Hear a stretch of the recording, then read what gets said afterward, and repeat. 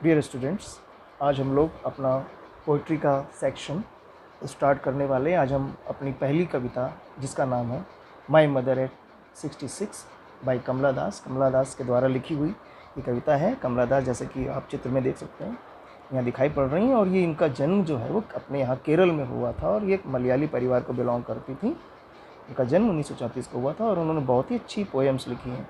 और इन्होंने माधवी कुट्टी नाम निक नेम से भी लिखा है मलयालम और इंग्लिश में। और इनकी एक बहुत ही अच्छी कविता जो है अभी हम लोग प्रेजेंट में देखने वाले हैं, जो बिलोंग करती हैं ओल्ड एज को, यानी कि किस तरीके से बूढ़े लोग बूढ़े हो जाते हैं और किस तरीके से हम लोग उनको ट्रीट करते हैं। तो हम लोग सीधे कविता स्टार्ट करने वाले हैं कि हम लोग पोएम पढ़ेंगे अभी। Driving from my parents home, जो लोग केवल ऑडियो सुन पा रहे हैं उनको कविता पहले ही भेजी जा चुकी है। Driving from my parents home to Cochin last Friday morning, I saw my mother beside me, doors open-mouthed, her face ashen like that of a corpse, and realized with pain that she was as old as she looked, but soon put the thought away and looked out at young trees sprinting, the merry children spilling out of their homes, but after the airport's security check standing a few yards. पहले हम लोग यहाँ तक लेंगे। जो पोइट्रेस है वो drive करके अपनी माँ के साथ ड्राइव कर रही है और कहाँ जा रही है? अपने माता पिता के घर से कोचीन को जा रही है। अभी उसको वहाँ से जहाज़ पकड़ना है, ठीक है, home to Cochin last Friday. तो ये ड्राइव करके जा रही है और बगल में इसकी माँ बैठी है। आई saw my mother beside me, मैंने अपनी माँ को देखा जो कि मेरे बगल में ही है। बिसाइड का मतलब बिल्कुल नियर, बगल में। और वो क्या कर रही थी? शी वॉज डोजिंग, जैसा कि बूढ़े लोग करते हैं। डोज का मतलब ऊँघना होता है, तो ऊँघ रही है, ओपन माउथ, उनका मुंह खुला हुआ है। Her face ashen like that of a corpse, उनका चेहरा जो है बिल्कुल राख जैसे कि सफ़ेद राख होती है, राख के समान था। दैट ऑफ ए कॉर्प्स, बिल्कुल उस तरीके से जैसे कि कोई कॉर्प्स होता है। कॉर्प का मतलब होता है जैसे मृतदेह, जिसको हम लोग बोल सकते हैं, मरा हुआ शरीर। तो जैसे उसमें कोई तेज नहीं होता मरे हुए शरीर में, तो उनका चेहरा बिल्कुल वैसे ही दिख रहा था, because she was very old.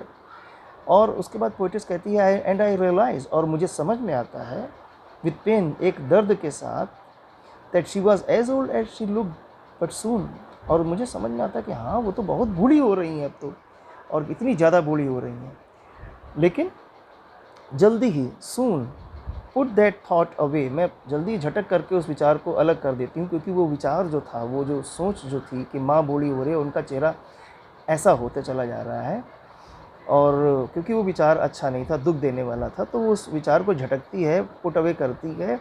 And looked out at, और अपना मन हटाने के लिए वहाँ से, looked out at young trees sprinting, the Mary children spilling out of their Holmes.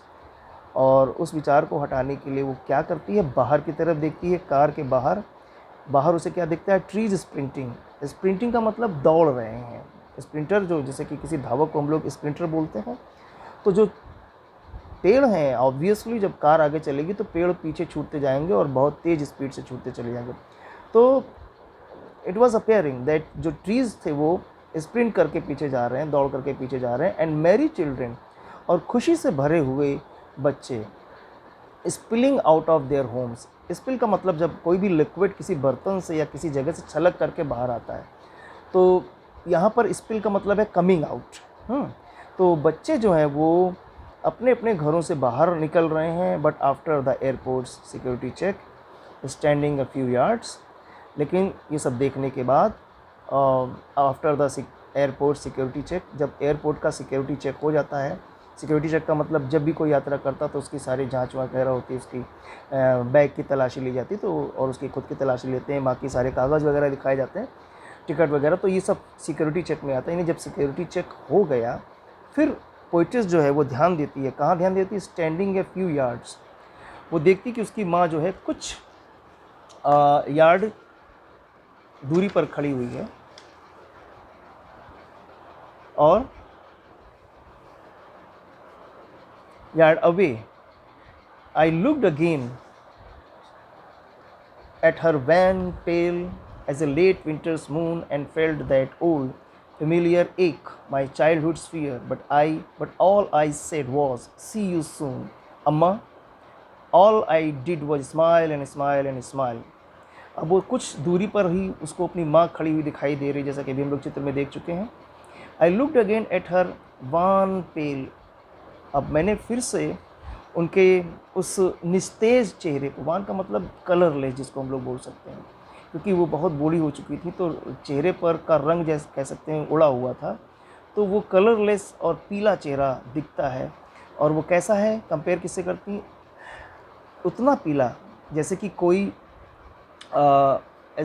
As pail as winters moon, जैसा कि सर्दियों का देर की सर्दियों का कोई पीला सा चांद.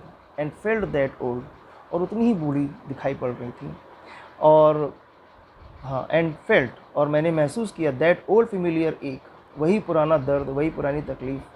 क्या, माई चाइल्डहुड्स फियर, मेरे बचपन का वो डर कि माँ बूढ़ी हो रही है, कहीं कुछ उसको हो ना जाए. But all I said was, see you soon Amma. लेकिन मैंने उनसे जो कुछ कहा वो ये था कि सी यू सून अम्मा. अम्मा यानी माँ, जल्दी हम लोग फिर से मिलेंगे.